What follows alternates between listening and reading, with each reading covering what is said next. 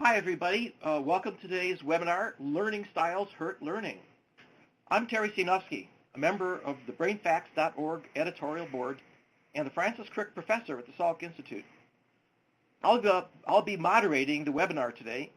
During this presentation, you'll learn about the newest research regarding learning styles and discover the many free resources available for educators on BrainFacts.org. We'll address questions that the audience submitted at the end of the presentation. Now, I'd like to introduce our speaker. Beth Rogowsky is our primary speaker. She is an assistant professor in the College of Education at Bloomsburg University of Pennsylvania and has 14 years of classroom experience teaching and has spent years doing research into the effectiveness of using learning styles in teaching. By the way, if you hear any construction in the background, it's because we're in the middle of a construction zone, and I'm sorry, it's work in progress. So let's get started. Today I'm going to first give you a brief tour of some of the amazing resources BrainFacts.org has for educators. We're going to begin today by looking at one of the many topics we cover on BrainFacts.org. If you were to click on About Neuroscience drop-down and select Technologies, you would be taken to the pages you see here. First, all our topic pages include 3 pieces of content that rotate at the top in the slideshow. Below the introduction is the Discovery section. This houses all the articles, videos, news stories, and other content that is related to the broader topic, which in this case is technologies. On each page, you will see a Related section that will help you to explore other topics and areas of interest around the site. On the next slide, we have the Educators page.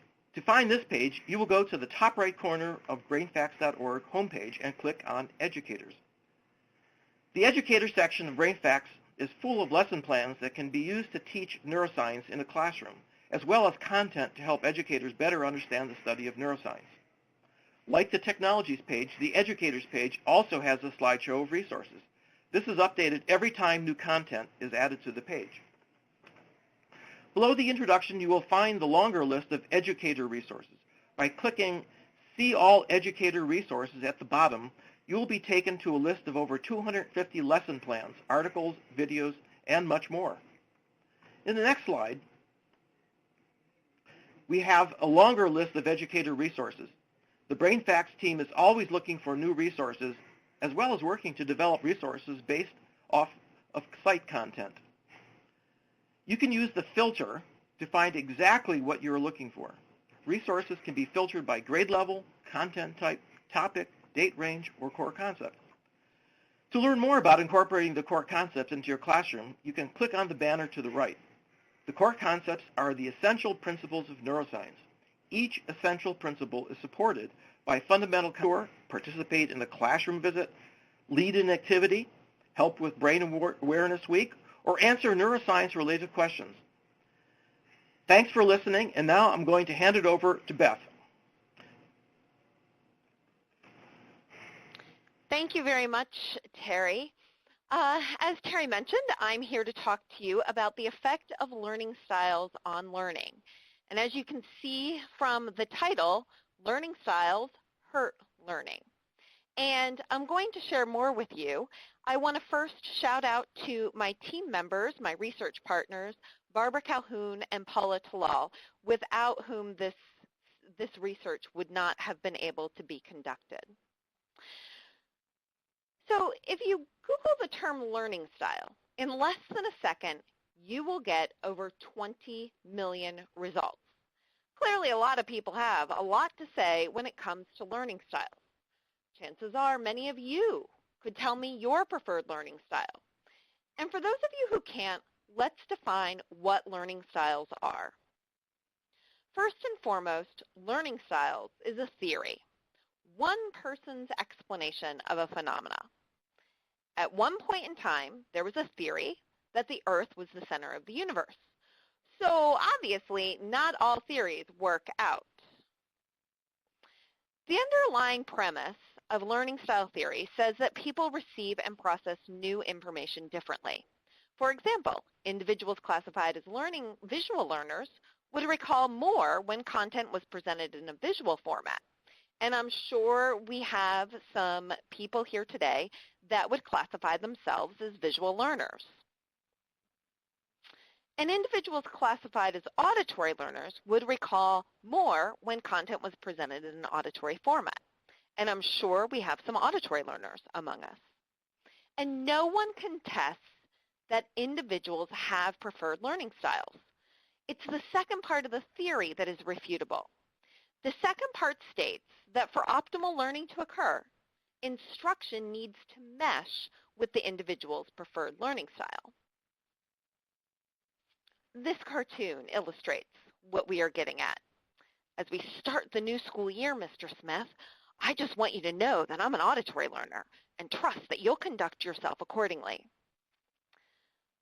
But is it Mr. Smith's duty to adapt his instruction to meet the needs of this student's auditory learning style? There are many who argue yes. Which brings us to our research question. For optimal learning to occur, does instruction need to mesh with an individual's preferred learning style?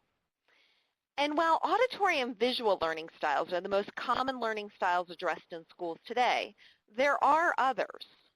There's the Gregoric learning style theory, whereby individuals are classified based on perception and ordering. Kolb is another man with a learning styles theory. His includes accommodating, diverging, converging, and assimilating styles. Honey and Mumford expanded Kolb's theory to include activists, reflectors, pragmatics, and theorists. One of the more popular theories comes from Neil Fleming. His theory of learning styles started out as the VAC, visual, auditory, and kinesthetic, but then became the VARC when he included read-write as a learning style. And probably one of the most widely recognized is Dunn and Dunn's theory of learning styles, wherein learning is classified into 6 different domains, and within each domain exists a myriad of elements. And it's the perceptual domain that includes both the auditory and visual learning styles. So all these theories exist, and based on these theories, there exists thriving businesses. And it is no coincidence that each person with a theory, Honey and Mumford, Kolb, Dunn and Dunn, offers tests to purchase to find out what your style is, as well as manuals for interpreting your results. And there exist workshops and trainings to attend, and a thriving book industry. And it's not just Google and big business that gives you a clue as to how popular learning styles are. According to the research literature, a majority of teachers believe in the need to tailor instruction to match their students' preferred learning style. In this study, 242 teachers were asked to respond to the following statement. Individuals learn better when they receive instruction in their preferred learning style. Now, the options were correct, incorrect, or do not know. 95% of the teachers agreed that individuals learn better when they receive information in their preferred learning style. This may be because learning style theory is not something new. Many of the learning style theories have been around since the 1980s. And because they've been around for so long, they must be credible, right? So what does the scientific research literature say about learning styles? Hal Pashler was commissioned to lead a team of experts to investigate the evidence for tailoring instruction to match an individual's learning style. Let's take a look at what he and his collaborators concluded. Our review of the literature disclosed ample evidence that children and adults will, if asked, express preferences about how they prefer information to be presented to them. Some of you prefer listening, others of you prefer reading. These are your preferences. There is also plentiful evidence arguing that people differ in the degree to which they have some fairly specific aptitudes for different kinds of thinking and for processing different types of information. Now the question remains, and this question is key. Is preference related to aptitude? So what does Pashler say? We found no evidence for validating the educational applications of learning styles. Very few studies have even used an experimental methodology capable of testing the validity of learning styles applied to education. Until now. That is what our studies address. We set out to employ the experimental methodology necessary to test learning styles theory. In his paper, not only did Pashler and his collaborators provide a review of the literature, but they also laid out the blueprint for the study that would need to be conducted in order to credit or dispute learning styles theory. And Mama didn't raise no fool. When a leading scientist gives you the prescription for the study that needs to be conducted, we followed his prescribed study design. First, individuals must be divided into groups on the basis of their learning style. Our initial study consisted of 121 educated college individuals who were divided into groups based on their learning style. We focused on the auditory and visual learning styles because they are the most popular styles used in schools today.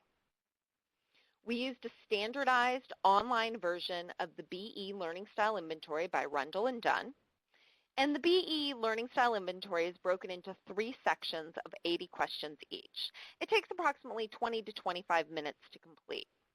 It's important to note that in all of our experiments, none of our participants were given the results of their test scores on any assessment, nor were they informed of the purpose of the study. I'll share with you a few examples of the type of questions participants were asked to respond in order to determine their learning style. When learning, I remember best when I listen to someone speak. When learning, I remember best when I take notes as I listen. When learning, I remember best when I read about the topic or subject. When learning, I remember best when I listen to a presentation. Now, while the inventory assesses individual learning styles across the 6 domains, we were most interested in the perceptual domain, and specifically the auditory and visual word learning styles. So step 2 of Pashler's design requires that individuals from each group must be randomly assigned to receive one of multiple instructional methods. Our participants were randomly assigned to receive one of 2 instructional conditions. Participants either read from an e-tablet, in this case it was a Kindle Fire, or they listened to a digital audio recording, again from a Kindle Fire. The content was the preface in Chapter 17 of the nonfiction book Unbroken. And it should be noted that none of our participants had exposure to the material prior to the study. The third step requires that participants complete an assessment of the material that is the same for all individuals. This slide shows that the assessment consisted of 48 questions, and they were the same for all participants. And on this slide, there are 2 examples of recall questions. So you get a feel for the type of questions we asked. Now that you have a better handle on the study design, let's move on to the data analysis. In order for learning styles theory to be accepted, the experiment must reveal a particular type of interaction between learning style and instructional method. And that is that the instructional method that is best for individuals in one learning style is not the most effective method for individuals with a different learning style. And what is awesome about Pashler and his colleagues is that not only did they give us the step-by-step directions in order to conduct the study, but they also provided examples of what would and would not constitute acceptable evidence. Let's spend a little bit of time here on this slide. So what you see is an example of acceptable evidence on the left.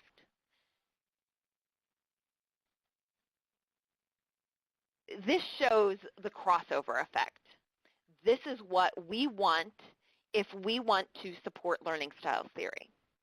On the right, you see unacceptable evidence. So what does that mean? What does this crossover effect mean? Let me explain to you what is meant by a crossover effect. In this hypothetical example, auditory learners score better when the instruction is presented to them in a listening format. And visual learners perform better when they read the material. If we believe in learning styles theory, this crossover effect is what we want to see. Let's take a look at the results from our study. As you can see, no crossover effect. The means are reported on the table on the right. Again, there is no crossover effect. The interaction was not significant, meaning that accommodating an individual's learning style did not improve comprehension. Interestingly, auditory learners performed better when they read the text rather than listened to the material. And as for the visual learners, it just didn't matter. One thing I want to draw your attention to is that the visual learners scored significantly higher than the auditory learners. And this pattern, we are going to see this consistently in our results, that visual learners outperform auditory learners on all comprehension measures. So you will notice in the experiment that I just explained that individuals were randomly assigned to one mode of instruction or the other. As such, this design presents itself with certain limitations. Not every participant received both conditions. So to safeguard against this, in our second experiment, every person participated in both instructional modalities. In the second experiment, we used a standardized comprehension method. We chose the GORT. We used two equivalent forms to create what we termed the RAT, which was the reading comprehension assessment, and the LAT, which is the listening comprehension assessment. Each participant read and listened to 4 passages in both instructional modalities, and the passages were short, roughly 160 words in length. Now, you would predict that visual learners would score better on a reading comprehension test, and that auditory learners would score better on a listening comprehension test, right? Again, Pashler and his collaborators provided examples of what would and would not constitute acceptable evidence. And again, we are looking for a crossover effect. Now for the results from this experiment. Again, you see absolutely no crossover effect. The interaction between instructional condition and learning style was not significant, meaning that accommodating an individual's learning style did not improve their comprehension.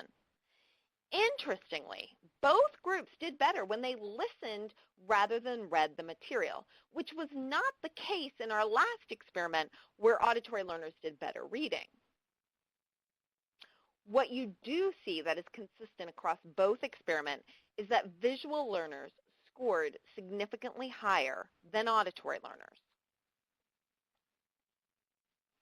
And these are the results we shared in our paper published in the Journal of Educational Psychology. This initial study was conducted on an adult population, adults having well-established skills. And we recognize that our results may not generalize to children who are at various stages of learning to read. So we felt it important to reevaluate this question in a school-aged population. So we chose fifth graders because they have transitioned from learning to read, to reading to learn. Our population consisted of 125 fifth graders at Central Columbia School District in a rural town in Pennsylvania.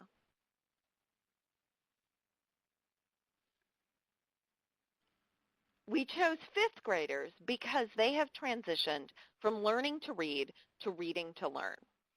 And participation for the fifth graders included 3 testing sessions.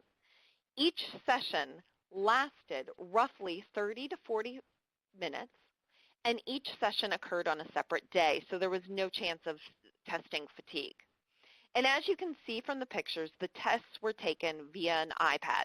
Now, in this school district, every student has an iPad, and all work is completed on the iPad. So reading, listening, and taking tests from an electronic tablet was not something new for these fifth graders. In this experiment, we followed the design of Experiment 2 from our original study, wherein each participant participated in both instructional modalities. The instructional material consisted of passages from the Gates-McGinnihy Standardized Comprehension Assessment for students in grades 4 and 5. The 2 equivalent forms of the Gates were used to make the reading and listening comprehension assessments. To create the listening assessment, passages were recorded by a professional narrator, and each testing session consisted of 13 passages and 57 questions. Both the order of the form and modality were counterbalanced,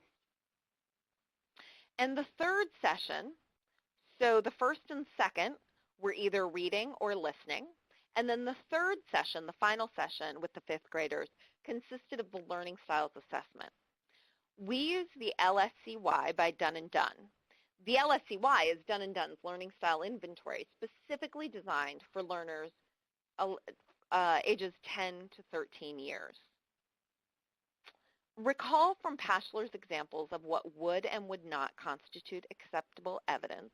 Again, we want that crossover effect. And the means are reported in the right of the table, but let's look at our results. You can see that once again there is no crossover effect. The interaction between instructional condition and learning style was not significant.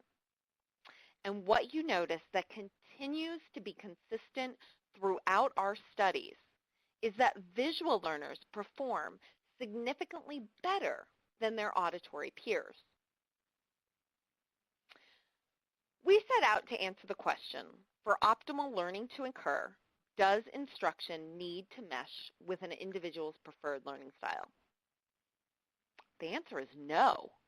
Across the board, regardless of whether the learner was an adult or a fifth grader, matching instruction to an individual's preferred learning style had no effect on comprehension. In fact, it could be detrimental. Let's take a look.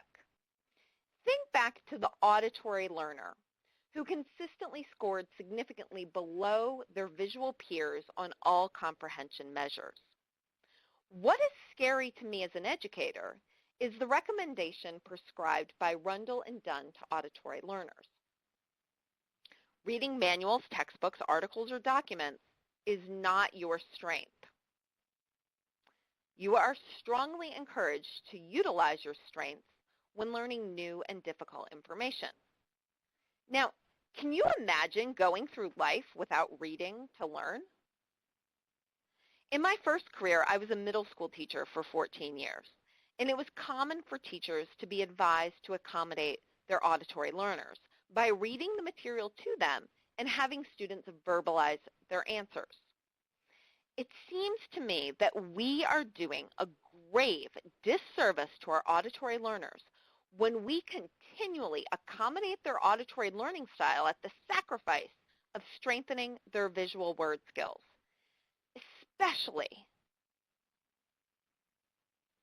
especially when every gateway exam, from state testing in grades 3 through 12 to college admission exams or pursuing employment requires strong visual word skills. And after all, aren't we in the business of teaching where the focus should be on strengthening our students' weaknesses, giving them the skills necessary to become successful and productive members of society? So what we as educators need to do is let learning styles go. And I really wish it were that easy. I'd like to end my talk by sharing with you excerpts from two recent textbooks. Again, I'm an assistant professor at Bloomsburg University, and I teach future teachers how to teach. And these are two textbooks found at our university, and I want to share with you excerpts from the textbooks. One of the textbooks is used by the Department of Psychology. The other is used by the Department of Teaching and Learning. Here is an excerpt found from the textbook used in educational psychology. You may have heard about learning styles or used the phrase yourself. Beware, some conceptions of learning styles have little research support. Most researchers are skeptical about the value of learning preferences. The reason researchers roll their eyes at learning styles research is the utter failure to find that assessing children's learning styles and matching to instructional methods has any effect on their learning. So why are these ideas so popular? Part of the answer is that many thriving commercial companies are making large profits by providing advice to teachers, tutors, and administrators about learning styles. So before you try to accommodate all your students' learning styles, remember that students, especially younger ones, they may not be the best judges of how they should learn. Preference for a particular style does not guarantee that using the styles will be effective. Now, key into this. Sometimes students, particularly poorer students, prefer what is easy and comfortable. Real learning can be hard and uncomfortable. So that was from the Educational Psychology Department. Now let's take a look at what the Teaching Department is using. Again, a very recent publication by Pearson.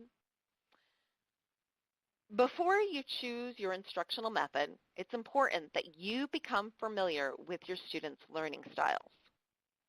Directly opposite what is coming from the field of educational psychology. It continues. Educators and researchers have recognized different patterns of learning, and students can be placed in different groups based on the way they learn. These types are referred to as learning styles. The three main ones are visual, auditory, and kinesthetic learners. Teachers should vary instructional methods within any one lesson and adapt them in relation to the diverse range of learners in the classroom. A sensitive teacher might sometimes be able to identify the learning preferences of students through careful observations. An inexperienced teacher, or one with a particularly large group, might find this more challenging. An instrument often used to assess a person's learning style is the Dun, and Price Learning Style Inventory, which includes subtests for students in grades 3 through 12. Teachers can have students take the LSI and receive a formal report of their styles. Now, once you identify your students' learning styles, you can then plan your lessons accordingly. Clearly, we're seeing two different sides, one supported by research, the other by theory. So where do we go from here? And that's a good question. And I'm attempting to do my part by conducting the scientific studies that provide us with valid evidence. I'm also trying to share my results with educators. But I also think the larger community has a role to play. First and foremost, teacher education programs need to become more informed and keep up with the latest findings from the science of learning. because after all, we are grooming the next generation of teachers. Second, and even more importantly, I dare say, research scientists need to get their message out in a way that is digestible to the larger audience. And finally, educators. Educators need to be aware of the tendency of always doing what we've always done. And I want to leave on the final note that teaching to a student's learning style is not effective, and in fact can hurt learning. And that is all I have for you today. My email is on the screen. Feel free to jot that down and send me follow-up if you choose to. Great. Thank you, Beth. Now we'll move into answers and questions from the audience. First question. A lot of good questions here. This is how to argue against learning styles with concrete scientific evidence. Well, I'm not sure what that's getting at. When learning, I'm not sure. What, if anything, can learning styles be used for? Let me rephrase that. Yeah, I'm not sure what that one was asking for. Help me out. Okay, what, if anything, can learning styles be used for? That is to say, does it have any value? Is there any usefulness that it could have other than, in the classroom? Well, you know what? I'm going to say absolutely not, because I was at a Learning in the Brain conference and presented my research, and someone came up to me afterwards and said, well, I'm still going to give my learning styles tests out. And I said, because the students like them and they're fun.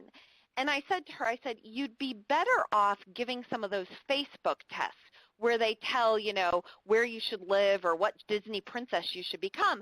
And I said that, and I was kind of, joking with it. But to be honest with you, when you give those tests and you start telling the students that, oh, you're an auditory learner and your instruction needs to be so-and-so, then what you're doing is you're giving the student a reason for why he or she does not achieve. And that reason then becomes teacher blame, that it's the teacher's fault for the learning not to occur. And I mean, that can be the case, arguably, but more often than not, learning, again, is hard work. It's not easy. And so blaming it on the teacher not addressing the learning style really needs to be avoided at all costs, and it starts by stopping those assessments. Did I answer the question? Pretty clearly, yeah. Okay.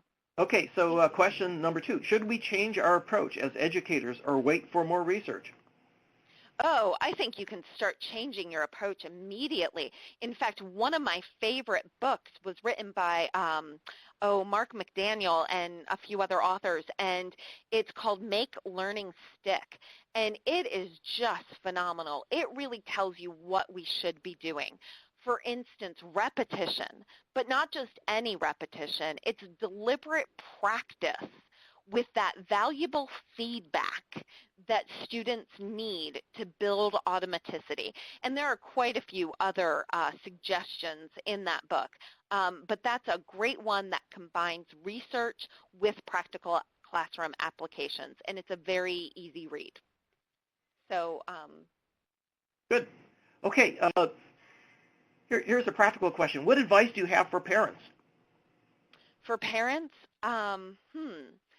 well, to know that learning styles, first and foremost, we all need to know that this research is not valid, and we need to demand more from our educators. And one of the things that we can do is work on what is valid. And that comes back to that suggestion of the book, Make It Stick. What are some key learning factors? But yeah, learning styles. Let's suppose that you're a parent and your child comes home with this learning style information. What should you do? Should you go to the teacher? Should you go to the school, principal to complain, or what should you do as a parent? Well, first, I would download my article, and that article was done with an adult population, which I can tell you does present itself with a limitation. The article that is almost finished and going to go out for the peer-reviewed publication process, it has been done on fifth graders. And that's what I presented here. I presented both those studies. And what you'll see is we got the same results. And so oftentimes what I have found in education, and even though I'm now a university professor, I still keep my foot in the K-12 classroom. And what I find is consistently that auditory learners are allowed to have the information read to them or read to them, whether it be a test or a chapter in a book, and the student is allowed to simply retell the answers. And one of the things I would do is demand for better instruction and to ask the teacher, instead of reading the book or the test to them, adapt the material so that it's digestible. See, what we as educators really need to do is not accommodate learning styles, but we need to scaffold the instruction so that the student is able so that it's attainable for the student. The student needs to be able to get the material, and then we build the skills up. We don't just simply not give the material and instead read the material to them. I'm hoping, are you following what I'm saying? Yeah, makes sense. Okay. So, you mentioned the title of a book and an author, Making Learning Stick. Could you repeat that, please? Make Learning Stick. Or no, Make It Stick. Make It Stick. Make It Stick by Mark McDaniel, and there's two other authors with it. Okay, good. Yes, the authors. How do we teach if we do not teach to different learning styles? So I've mentioned two of them, two strategies to use, and one of that is scaffolding material so that it is attainable for the student, beginning. So what I often do in the classroom is I give my students a pretest of the unit or the chapter or the material that I'm giving. And I give that pre-assessment to see where they're at. What do they need to know? What do they already know? And typically I have my instruction planned, and I have it in three different areas. I have for my high readers, I have information for them, and then I have something more general for the average learner, and then ones that are lagging behind, I have another set. So yes, I'm making three different sets depending on where that baseline mark is for the students. And then I work sort of in centers working with the students, and I find where their ability level is at, and I differentiate so that I can then scaffold the material so that they can be successful. And I highly recommend that. And then once they become successful, the other strategy that I mentioned is to have enough repetition and practice so that they build some automaticity in their skills. So I think those are two very solid instructional strategies that I can offer. Practice, practice, practice. That's, I think, a good advice. Okay, here's a question. Is there any research about why visual learners are better? We have not gone into that. We have not investigated that further, but that does lend itself to a definite research study. That's a good question. You have this paper out there, and, I suppose some educators will read it, but, what other ways can we convince educators that the idea of learning styles is a myth? Repetition, repetition, repetition. I need to get my research out, and I need to speak to more audiences. I need to do my part in that. And we also need to contact Pearson and talk to them about what they're publishing. In fact, all publishers, because this problem is not just with Pearson's textbook, it's with many textbooks. I have 5 different teaching textbooks for people in principles of teaching, 5 that I could have chosen, and each one of them mentions learning styles and advocates for learning styles. I also have looked at a Glencoe textbook that was just published in 2015, and that Glencoe textbook is a teacher's edition for 8th graders in science. And one of the things that the Glencoe textbook has done has a little portion in the teacher's textbook that highlights different activities and puts a visual icon or an auditory icon next to different instructional strategies so that you can plan your instruction easily for that learning style. And again, the research says there's no valid evidence that reinforces learning. It's fun, sure, but as we know, fun isn't always the trick. What I find to be most fun and what I find in my 20-year career in education to be most motivating for students is success. When I can keep students at about an 80% threshold with success, meaning they're not just replying, getting all 100s on papers or on tests, but when they're at about the 80% threshold, then they feel some success and are eager to learn more and see what they got wrong. And so that motivates more success. Good. Okay, now here's a curveball here. How do you address different learning styles in language learning? And in particular, how could you avoid auditory domain, auditory presentations if you're trying to learn? Can you repeat that one more time? How do you address different learning styles in language learning?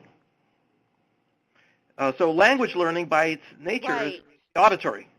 Mm-hmm. So if you're advocating that visual style is always better, that would somehow run into the problem of not learning how to speak.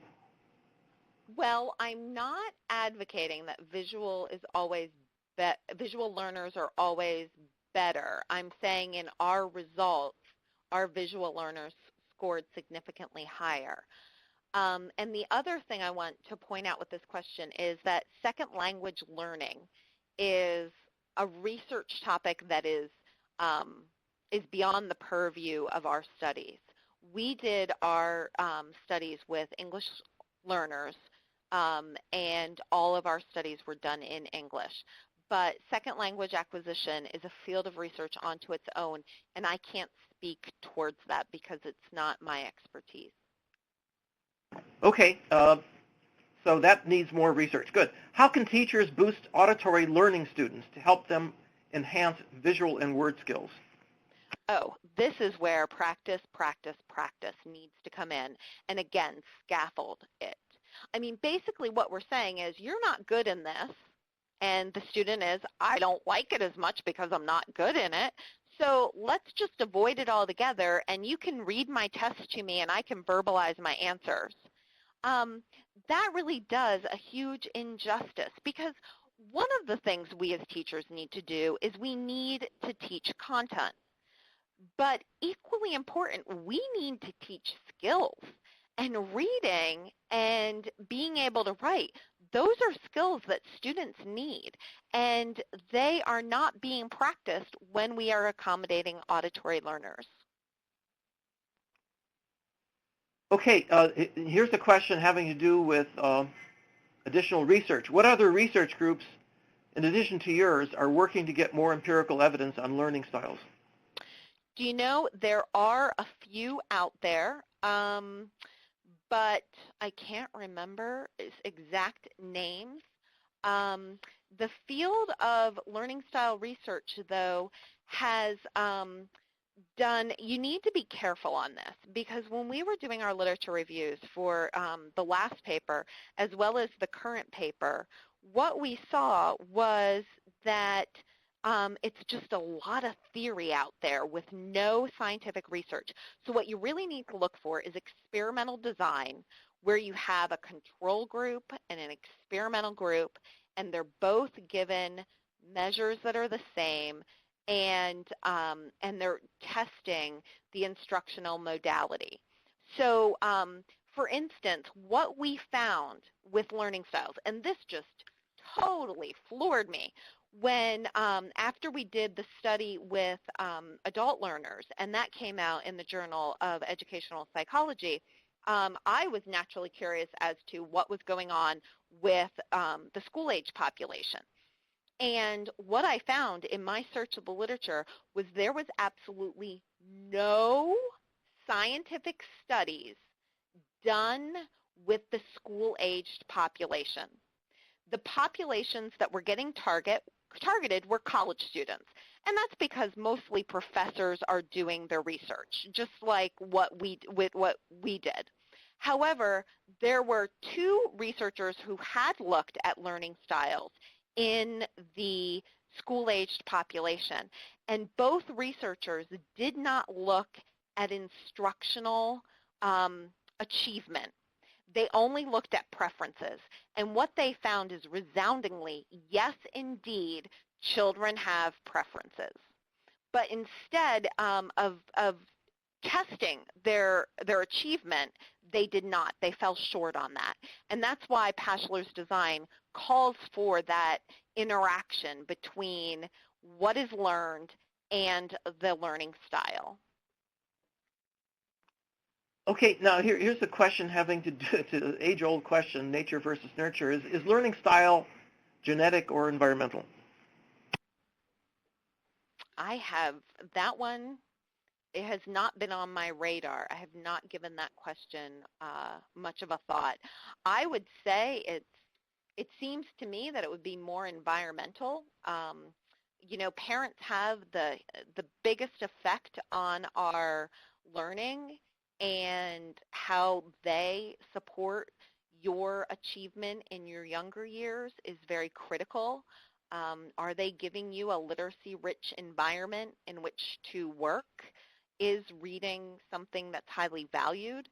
And then with that, when that is the case, typically students are more comfortable with reading. So yeah, I would say that is my Well, a related question would be, can you teach or help a student become a better visual learner?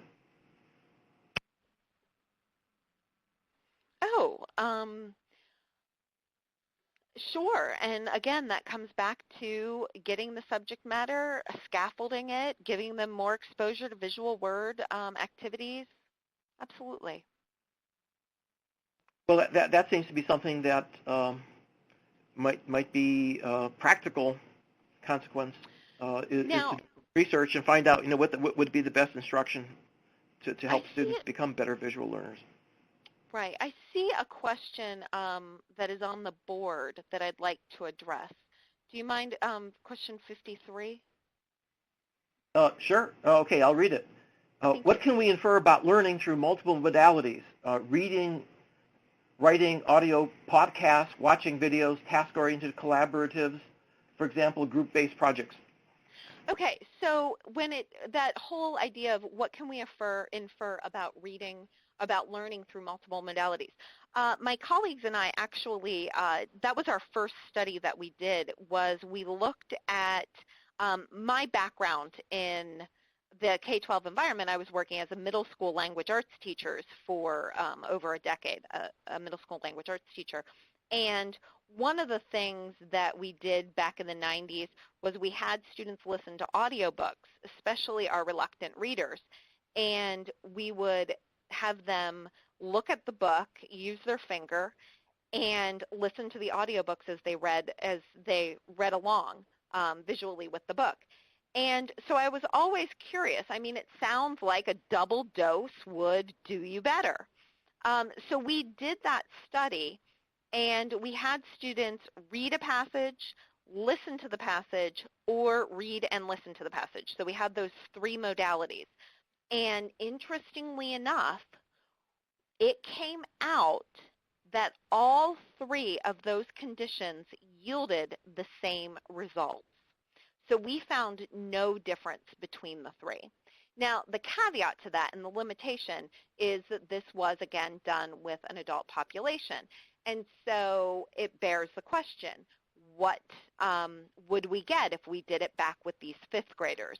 And that's a big call that I'd like to make to scientists, is to research scientists, is to get out there in the middle schools and the elementary schools and just the whole K-12 environment to conduct your research. And I'll tell you what, it does present its challenges trying to do research out in the field with hundreds of students, but I found the schools to be very welcoming, and the novelty of me coming into the classroom with my team of researchers, they just, they loved it.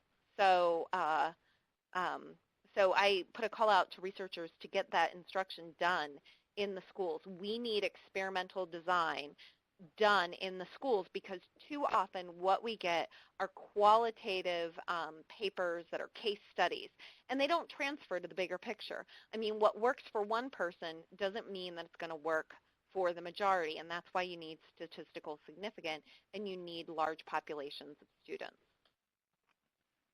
Good. Okay. So this is a question that is related to pop psychology. Is the idea of visual and auditory learning styles actually accurate, or is it like the left brain, right brain idea?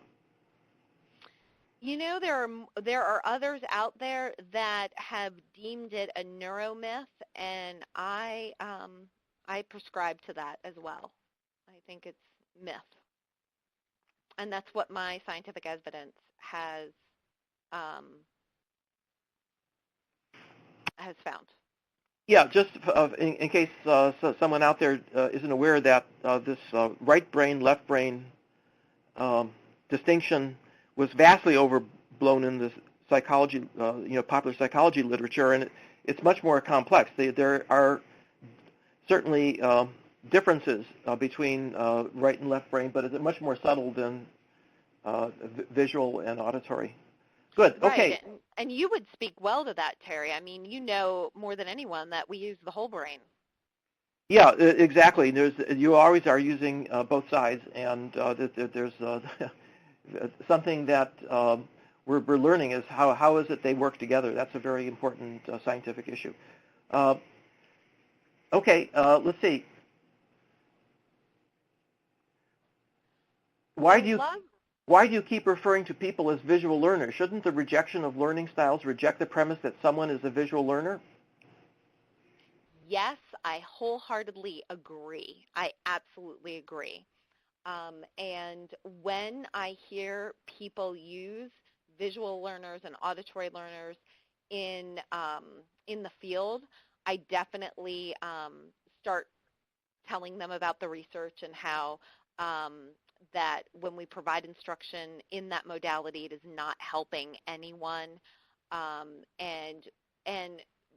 But when I'm talking about it in my research, I do speak of it as, these are the visual learners and these are the auditory learners. Because what we did, and you're right, there is no validity to the tests that we have given in terms of how we classify learners. We've taken these tests and they have classified learners as visual or auditory learners. And the validity of that is in question. But these are the tests that we're using in schools. So that's why I've used it, and that's why I refer to it in speaking about the study and when I speak about my research. But I agree completely that we should not be perpetuating that notion that individuals are either visual learners or auditory learners. Absolutely not. We need learning to come in from many modalities, and we need lots of repetition and that practice, that deliberate practice to move our abilities forward. Good. So one of the in your one of the assessments there was a third kinesthetic style. I wonder if you could say something about that. Is that for example, learning how to play tennis? Is that what it means? The kinesthetic we did not get into at all, and I'll tell you what, I've done it in I've seen examples. I've read up obviously on the kinesthetic learning, and I've seen examples. I've even used different strategies. For instance, I'll do cut-aparts and have my students doing a vocabulary sort with the cut-aparts. And yes, that is kinesthetic because they're moving the items. But notice with that kinesthetic, there's a high reliance on the visual word. And again, that supports it. So I have not gotten into kinesthetics. I have not. My research doesn't go there. Okay, we're coming close to the end, but maybe one or two more questions. I know someone who thinks that learning styles approach to teaching helps minority children. How can I approach this discussion? I think that is maybe well, here's the deal. I did teach in the inner city, and what I have found from my experience is, again, what I found even when I was teaching in a very rural school.